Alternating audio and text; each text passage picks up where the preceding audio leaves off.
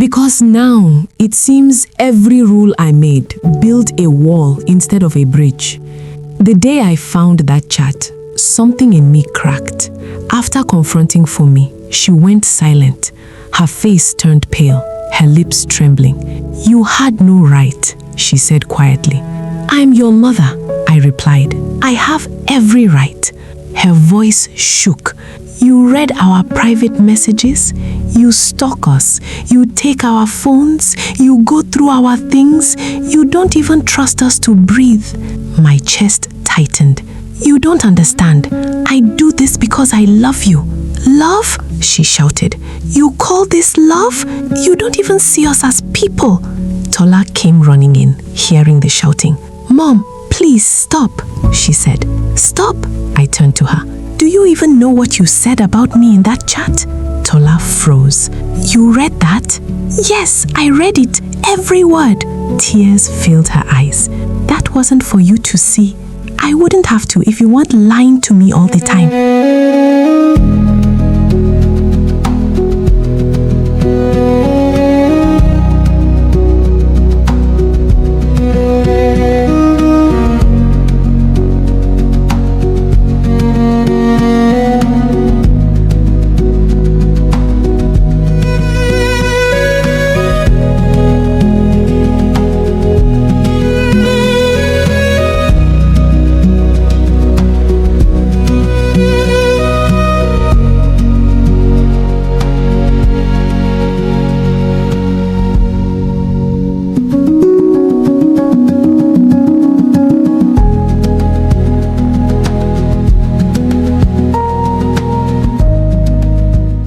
I dropped my daughter's phone when I saw what they'd named the chats. Survivors. My own children. Survivors of what? Of me? And then I read the messages and realized they weren't joking. I had read my children's group chat and they hated me. It started innocently, or so I told myself. For me, my 17-year-old was in the shower and her phone buzzed on the table. I only wanted to see who it was. The screen lit up again. "Mom's being weird again, lol." My chest tightened. I opened the message. The chat name glared back at me like a slap. Survivors. I tapped it.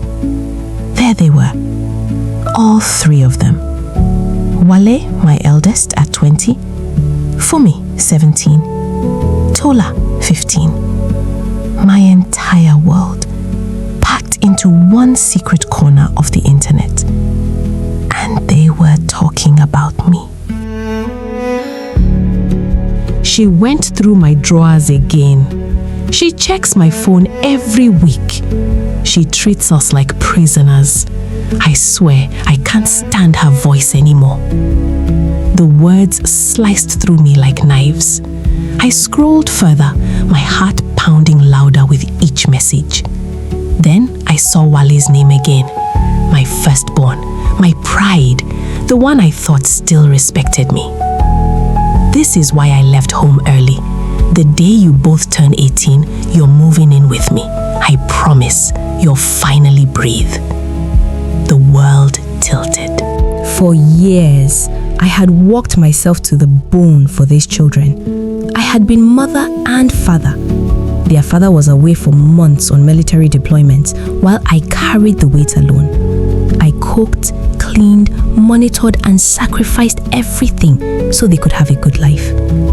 And this was what I got in return? I scrolled again, my fingers trembling.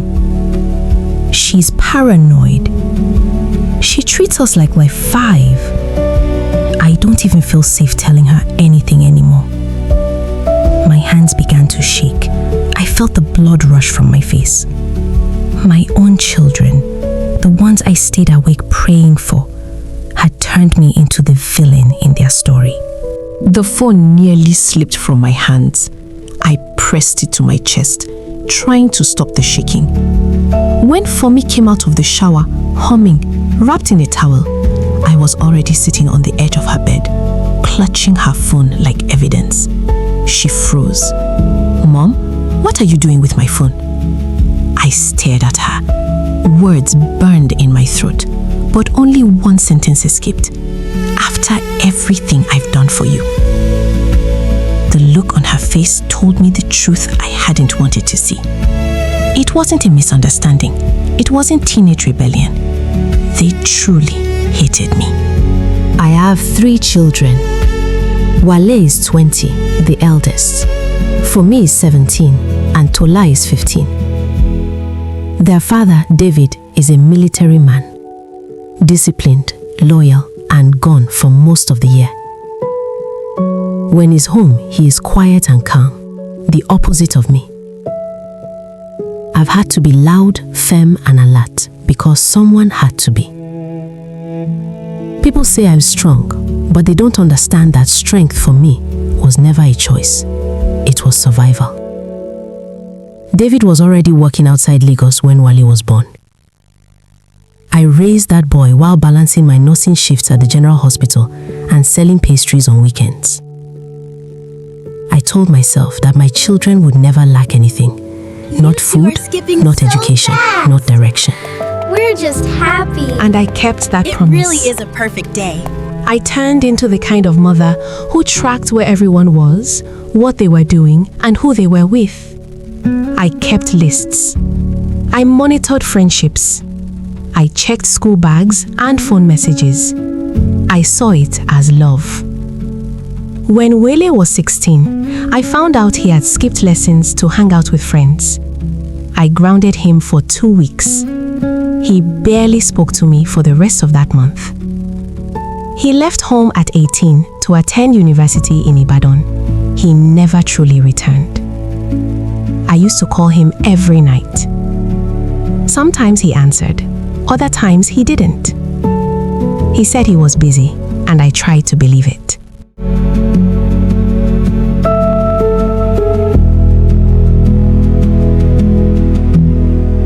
With Fumi and Tola, things were different. They grew up in a world full of phones, the internet, and influences I didn't trust. I couldn't watch them lose focus. I made rules, strict but fair, I thought. No locked doors, no social media past 9 p.m., no makeup before university, no secret friendships with boys. They rolled their eyes and whispered under their breath, but I ignored them. I was protecting them. Once, I caught Fumi texting a boy from her class. When I read the messages, they were harmless, just teenage chatter about homework and music. Still, I confiscated her phone for a month. She cried, shouting that I was ruining her life. I told her she would thank me one day. Maybe she never will. Because now, it seems every rule I made built a wall instead of a bridge. The day I found that chat, something in me cracked. After confronting Fumi, she went silent. Her face turned pale, her lips trembling. "You had no right," she said quietly. "I'm your mother," I replied. "I have every right." Her voice shook. "You read our private messages? You stalk us. You take our phones. You go through our things. You don't even trust us to breathe." My chest tightened. "You don't understand. I do this because I love you." "Love?" she shouted. "You call this love? You don't even see us as people." Tola came running in, hearing the shouting. "Mom, please stop," she said. "Stop?" I turned to her. "Do you even know what you said about me in that chat?" Tola froze. "You read that?" "Yes, I read it. Every word." Tears filled her eyes. "That wasn't for you to see. I wouldn't have to if you weren't lying to me all the time." Fumi's voice rose again. "You invade everything. You can't control everything, Mom. You're driving us away." I wanted to scream back, but the words caught in my throat. Instead, I left the room and slammed the door behind me. That evening, I sat in the living room, staring at the wall until my husband's call came through. His station was in Kaduna. "David," I said, "our children have turned against me." He sounded calm, as usual. What happened? I told him about the chat, about the disrespect, the things they said. I expected outrage, but after I finished, there was silence on his end. Finally, he said, "You shouldn't have been reading their messages." I felt heat rush to my face. "Are you defending them?" "No," he said. "But if you keep invading their space, they'll only resent you more." "I'm their mother," I said. "I have the right to know what goes on in my house." "Having a right doesn't mean you're right," he replied softly. I hung up before I said something I'd regret.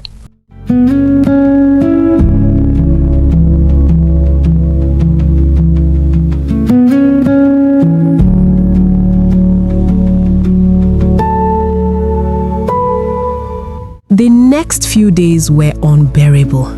The girls avoided me totally. They whispered to each other when I entered a room. The house that once echoed with chatter now felt like a grave. I told myself it was just a teenage rebellion. They would come around eventually. But deep down, I feared they never would. A few days later, Wale called. His voice was calm, too calm. "Mom, I heard what happened." "You should be apologizing," I said bitterly. "You're the one telling your sisters to leave home when they turn 18. He sighed. "Mom, I didn't mean it like that." "You wrote it, didn't you?" "Yes, but I was angry. I just wish you'd stop checking their phones." "You too?" I snapped. "Are you going to lecture me as well?" "Mom, please. You raised us well, but we need space now. You don't trust us. You don't listen." "I listen," I protested. "No, you don't," he said softly. "You think listening means waiting for your turn to speak. That's not the same thing." For a moment, I didn't recognize his voice. Calm, steady, almost pitying. He said, "You taught us discipline, but not how to breathe. We're grateful, but we're tired." Tears stung my eyes. "So, all of you think I'm a monster?" "No, Ma," he said. "We think you are scared, and you don't know how to stop being scared." When the call ended, I sat there, trembling. I wanted to believe Wale was wrong, but his words dug deep. That night, I couldn't sleep. I walked around the house in silence, passing their doors, one slightly open, one closed, both quiet. I wanted to knock, to say something, but I didn't know where to start.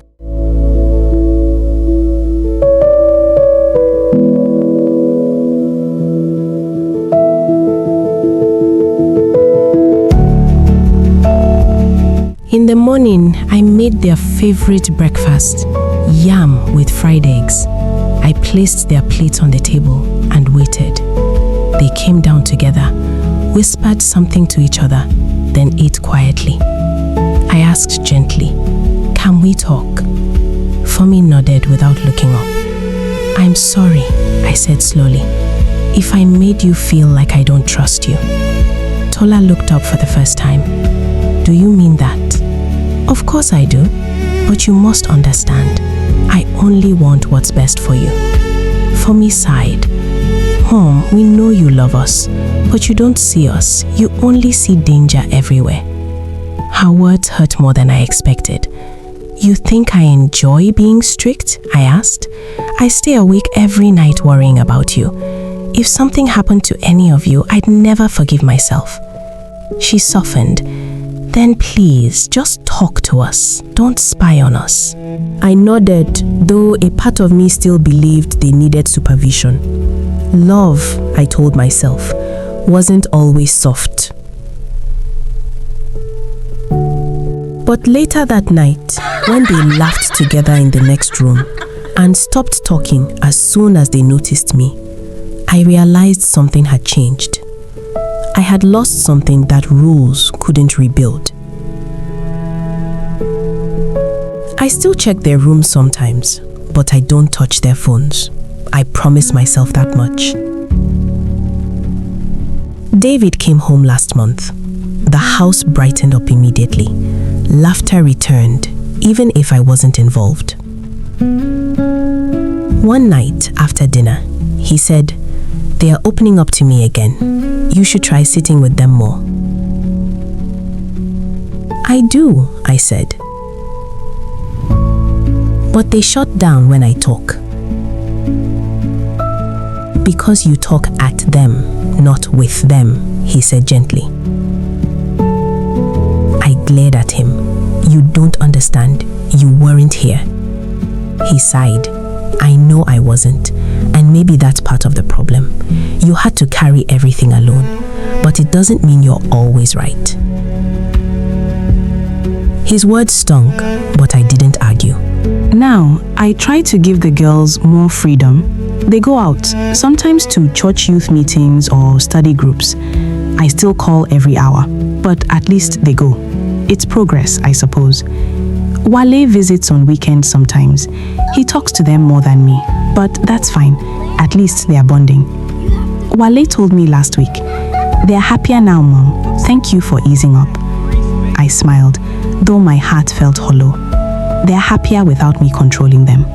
That sentence sat in my chest like a stone for weeks. Until tonight. I was standing in the hallway, as usual, listening to them laugh in the living room. David, Fumi, and Tola were watching something on the television, roaring with laughter. The sound filled the house with warmth, but the cold tile under my feet reminded me I was on the outside. I turned to go back to the kitchen, to retreat to my chores, to the safety of my control. No, I thought, not tonight. I took a deep breath, my hands shaking slightly, not from anger this time, but from a different kind of fear, the fear of rejection. I walked into the living room. The laughter died down instantly. Fumi sat up straighter. Tola muted the TV. David looked at me, a question in his eyes. The silence was heavy, suffocating. The old me would have asked about homework. The old me would have told them it was getting late. I looked at Fumi. "Is that the new comedy skit?" I asked, my voice feeling foreign in my own ears. Fumi blinked, surprised. "Yes, it's really funny." "I heard the main character is just like me," I said, forcing a small smile, loud and scary. For a second, nobody moved. The air hung thick with the tension of years of arguments. Then, Tola snorted. She covered her mouth, looking at Fumi. Then Fumi giggled. "Actually," Fumi said, a mischievous glint returning to her eye, "she's worse than you. She chased her son with a pestle in episode 1. "Well," I said, moving to the empty spot on the sofa next to Tola. "At least I only use my words." I sat down. I didn't take charge. I didn't ask for the remote. I just sat there, my shoulder brushing against my youngest daughter's arm. She didn't pull away. "Unmute it," I said softly. As the show started again and the laughter filled the room once more, I realized something. I wasn't leading the family tonight. I wasn't protecting them. I was just with them. The fear was still there, buzzing in the back of my mind. The worry about their grades, their safety, their future. But as Tola leaned her head slightly onto my shoulder, I realized that trust wasn't about the absence of fear. It was about the presence of connection. I am still learning. I am still scared. But for the first time in years, I am not just a survivor of this family. I am part of it. As the laughter rose around us, washing away the tension of the years I'd wasted on control, I finally understood the truth I had been running from. I had spent a lifetime building walls to keep them safe, never realizing those same walls were keeping me out. I used to think love was a clenched fist, gripping tight so nothing could be lost. But tonight, with my family close and my heart at peace, I learned the greatest lesson of all. Love is an open hand, because that is the only place they will ever choose to return to.